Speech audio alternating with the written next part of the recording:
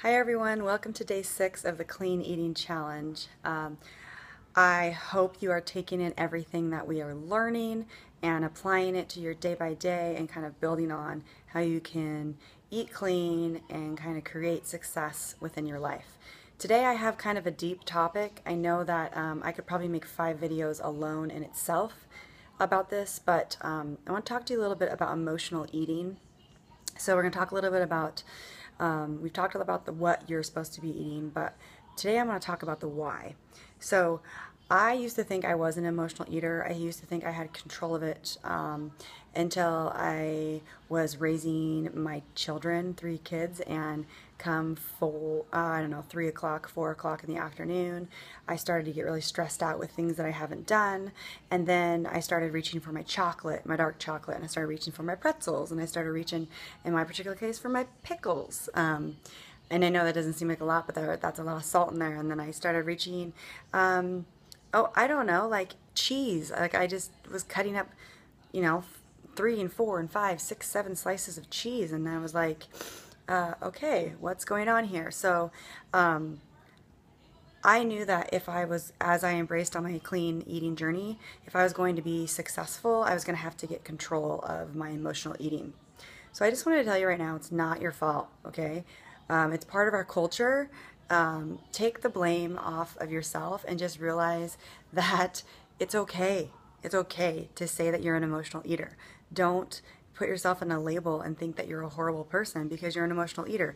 You guys, our society revolves around emotions and revolves around celebrations with food. So when you think about birthday parties and 4th of July parties and barbecues and, you know, get-togethers, it's all revolves around food, and that's okay. It's not bad. It's just a tradition, but we just need to embrace it and learn how to focus our emotions on the right things, and we need to figure out and find a balance. So we we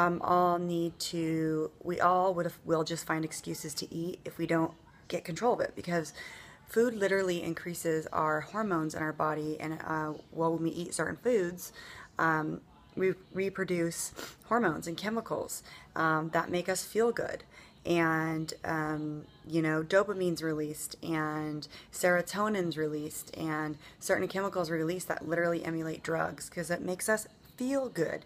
We literally produce a feel-good response. So we just gotta figure out ways to control our emotions and embrace them. So I just want you to start thinking a couple things. In the file section, there is a document of the things that I do, and I have compiled over all the last 3 or 4 years I've been doing challenges and focusing on my fitness, positive ways to cope.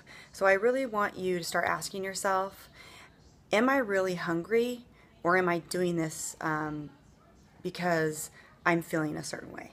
Again, every time you pull out something to eat during this challenge, I want you to be thinking, am I really hungry, or am I doing this because I feel a certain way?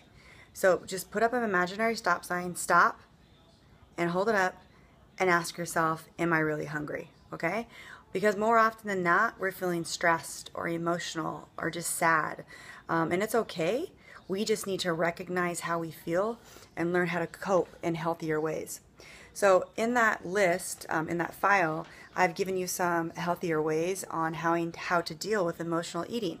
So for me, like sometimes when I'm in the car and my kids are screaming and I just want to pull my hair out, or stop at Dairy Queen on the way home and get a peanut butter parfait or a large Oreo cookie blizzard, or a Frosty from Wendy's. As you can see, ice cream is my problem. Or pull over and get a Snickers bar.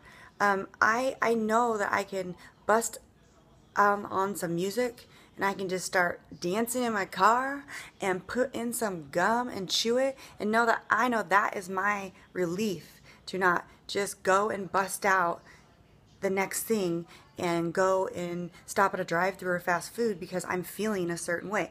I have learned to recognize how I feel and embrace it. Okay, so you just have to make a plan beforehand. You got to accept it, you got to own up to it, and then you got to deal with it. Okay, so it's time as that, you know, I'm 34 years old. I got to grow up and I have to deal with my emotions and not tell my husband that I stopped at Dairy Queen and had ice cream because I couldn't handle how my kids were screaming at each other. Is it an excuse? Yeah. And is it okay to do that every once in a while? Yeah, it's okay. But every single day? No, it's not okay. So I just want you to focus on understanding that learning to name the mood you're in and embracing it and feeling it is important, okay? Get a journal out. Start focusing on, like, how am I feeling right now, okay? When you want to go eat. And instead of, if you're truly hungry, go eat. But if you and your husband got in a fight and you're mad at him because yet again he just didn't listen to you and you don't feel heard, and then you walk over into the kitchen and you go open the cupboard and you take out Oreos and you eat 15 Oreos in a row, that is not because you're hungry. That is because you're pissed off at your husband. So let's learn how to deal with it in a way that is healthier for us, okay? So we got to name the mood that we're in. So yeah, you're pissed off. That's the mood you're in. You got to write it in your journal. You got to talk about it, or you just got to own up to it and realize, okay, here's my issue. I am angry right now. I'm mad right now. So what am I going to do instead of go eat those Oreo cookies? I'm going to go upstairs and I'm going to brush my teeth, okay? Or I'm going to take out some green tea and I'm going to drink some green tea. Or I'm going to go do 20 push-ups because I'm pissed off and I want to eat, and I know that eating is just going to make me feel bad tomorrow after this. So it might make me feel good right now, but tomorrow I'm going to be disappointed and irritated with how I reacted. So you got to think of healthy coping mechanisms. So name the food. Getting a journal to write down your food is good. Sometimes it's okay to write out the feeling. So don't try to prevent feeling sad or angry. Those are real emotions. If you're sad, understand that sadness. You can deal with sadness in a different way. You can call a friend. You can go for a walk and pray about it.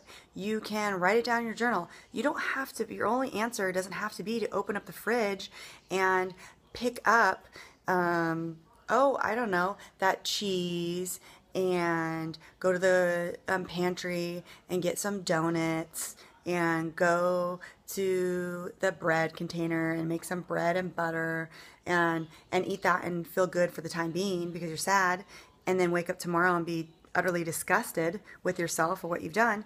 You got to realize that it's okay to write out the feelings, feel it, don't try to prevent it, and deal with it, okay?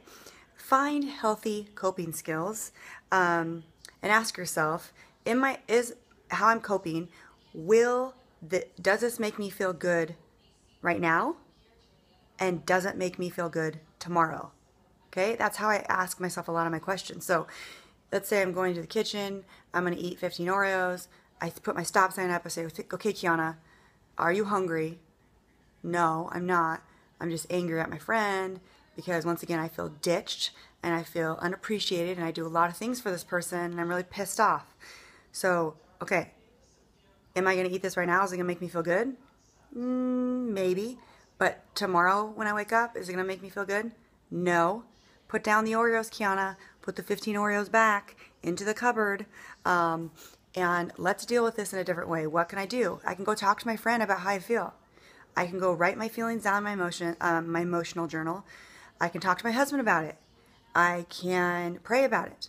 These are all different things that I come up with for coping mechanisms. So don't forget to check out the file. And so your homework today, or my tip for you today, is just in addition to listing out the foods today that you are eating, is to write out 3 to 4 coping skills that are healthy from that list, so that when you get into a situation where you are emotional eating, you can stop and you can have a healthier coping mechanism. Because all it takes, my friend, is to be aware. And when you're aware, you can start to change things. So today, let's work on our emotional eating, and let's not let our emotions overtake us. And let's use the emotion, which is just basically energy, in a positive way instead of a negative way. Allow your emotions to have a voice. Have the courage to feel whatever you're feeling, Don't try to hide it. Don't try to prevent it. Own up to it. And my friends, grow up, because you are in control of your emotions. You just have to learn how to cope. Talk to you guys later. Bye.